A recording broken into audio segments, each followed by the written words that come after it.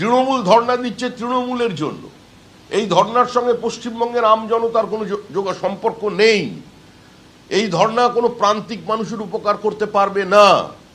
ভারতবর্ষের মানুষ ভারতবর্ষের অর্থনীতিকে দেখেছে। কোভিড উত্তরকালে নরেন্দ্র মোদী যেভাবে অর্থনৈতিক ব্যবস্থাকে একটা নির্দিষ্ট উচ্চতায় পৌঁছে দিয়েছে তা দেখে পৃথিবীর বিভিন্ন অর্থনীতিবিদ শুরু করে সমস্ত যে ফিনান্সিয়াল ইনস্টিটিউট আছেন যারা এই নিয়ে গবেষণা করেন তারা আশ্চর্য হয়ে গেছে।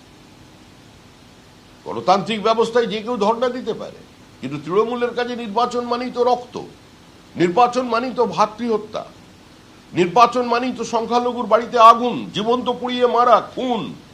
মরছে তৃণমূল, মারছে তৃণমূল, গত 3 বছর ধরে তাই চলছে। মরছে মুসলমান, মারছে মুসলমান। এই অবস্থা কে তৈরি করেছে? ওয়াকফ লুটের সরকার আর নেই দরকার এই স্লোগান দিয়ে ক্ষমতায় এসে সবচেয়ে বেশি ওয়াকফ প্রপার্টি লুট করেছে তৃণমূল কংগ্রেস, দেবোত্তর সম্পত্তি লুট করেছে তৃণমূল কংগ্রেস। 2026-এ নতুন সরকার গঠন হবার পর আমরা নির্দিষ্ট আইন এনে পশ্চিমবঙ্গের সমস্ত দেবোত্তর সম্পত্তিকে রক্ষা করার ব্যবস্থা করব, এবং একই সঙ্গে রেলের জমি, ডিভিসির জমি, সরকারি খাস জমি, মিউনিসিপ্যালিটি কর্পোরেশনের অধীনে থাকা জমি, বিভিন্ন জায়গায় গঙ্গার চর যেভাবে দখল হয়েছে, যেভাবে প্রকৃতির বিরুদ্ধে যুদ্ধ ঘোষণা করেছে তৃণমূল কংগ্রেস, অবৈধ বালির খাদান, জঙ্গলের কাঠ, আজকে গোটা উত্তরবঙ্গের কি অবস্থা তৈরি করেছে তৃণমূল। উত্তরবঙ্গের বিভিন্ন সময় বিভিন্ন নদীর সামান্য জলস্তর বৃদ্ধি হয়ে গেলেই একটা ডিভাস্টেটিং ফ্লাড হয়ে যাচ্ছে। কারণ কি? বোল্ডার তুলে নিয়েছে। তৃণমূল কংগ্রেসের এই খিদার কারণে, এই লুটের কারণে নদী তার গতিপথ পরিবর্তন করে হাজার হাজার একর জমি তার জলের তলায় চলে গেছে। এই পরিস্থিতির বাইরে আমাদের আসতে হবে বাংলাকে বাঁচানোর স্বার্থে। রবীন্দ্রনাথের ছবিতে আগুন লাগবে মালদা জেলায়। মুর্শিদাবাদে দাঁড়িয়ে একজন হিন্দু মহিলা বলবেন বিএসএফ এর অফিসারকে যে আমায় গুলি করুন, আমার বুক ঝাঁঝরা করে দিন। আমি আপনার হাতে মরতে চাই, কিন্তু অন্যের হাতে শরীরকে অপবিত্র হতে দেব না। আমরা ওই ধর্মতলাকে দেখব যার নির্দিষ্ট সৌন্দর্য হারিয়ে ফেলেছে শুধুমাত্র কিছু রোহিঙ্গাদের জন্য। জিহাদিদের আশ্রয়স্থল হয়ে যাবে পশ্চিমবঙ্গ। রোহিঙ্গারা বিভিন্ন জায়গায় ক্যাম্প করে বসে পড়বে, আবার নাটক করে বিভিন্ন সময় বস্তি জ্বালিয়ে দেওয়া হবে। বস্তি জ্বালিয়ে সমস্ত কাগজ পুড়ে গেছে বলে তারপরে হিয়ারিং এর সময় গিয়ে বলবে বাড়িতে আগুন লেগেছে। এত সহজ গল্প নয়। दादा अभी दादा टीएमसी के सांसद राज्य संसद में धरना दे रहे हैं, गांधी जी का फोटो है उनके पास और वो कह रहे हैं कि गांधी जी हम शर्मिंदा हैं, तेरे कातिल जिंदा हैं, ऐसे स्लोगन लग रहे हैं वहाँ टीएमसी के सांसदों के द्वारा।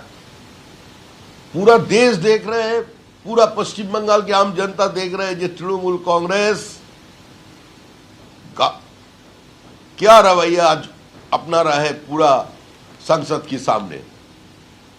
जो लोग पूरा पश्चिम बंगाल की आम जनता का ऊपर उनका शासन को थोप दिया था, सारे गरीबों का खून चूस के जो अभी दिल्ली में आकर धरना दे रहे हैं, पश्चिम बंगाल की जनता का ऊपर इसका कोई असर नहीं है। हिंदुस्तान के दूसरे प्रांत के लोग तृणमूल कांग्रेस को एक पॉलिटिकल पार्टी मानता ही नहीं है, और पश्चिम बंगाल की जनता भी ठान ली है जो 2026 में इस तृणमूल से उसको मुक्ति चाहिए और उसको विसर्जन देके रहे। দাদা প্রতিবেশী দেশ বাংলাদেশে যে ঘটনা ঘটছে আপনারা অনেক আগে থেকেই উদ্বেগ প্রকাশ করছেন, কিন্তু এখন পরিস্থিতি একেবারে ভয়ঙ্কর অবস্থা। সেখানে সংবাদপত্রের অফিসে আগুন দেওয়া হচ্ছে, সাংবাদিকদের খুন করা হচ্ছে। এর প্রভাব বাংলায় পড়তে পারে এবং বাংলাদেশি অনুপ্রবেশ নিয়ে আপনারা আগে থেকেই চিন্তা করছেন। দেখুন, আমরা 80-র দশক থেকে বলে আসছি যে বিনা যুদ্ধে ভারত দখলের চক্রান্ত হচ্ছে। এই মৌলবাদ, এই র্যাডিক্যালিজম, এটা মানব সভ্যতার একটা ক্যান্সার, একটা ক্ষত। এর থেকে মুক্তি পেতে হবে। যারা মুক্ত মনস্ক মানুষ আছেন, যারা এ ধরনের ধর্মীয় বিভাজনে, আগ্রাসনে বিশ্বাস করে না, জেহাদে বিশ্বাস করে না, কাফের বলে কাউকে সম্বোধন করে না, আজকে তারাও কিন্তু বাংলাদেশে আক্রান্ত হচ্ছে। আর এটা এই ঘটনা বাড়বে। আজকে সারা ইউরোপ এই র্যাডিক্যালাইজেশনের চাপের কাছে অনেক জায়গায় মাথা নত করে ফেলেছে। কানাডা দেখুন, ইউনাইটেড স্টেটস অফ আমেরিকা, সেখানেও পরিস্থিতি খুব একটা ভালো নয়।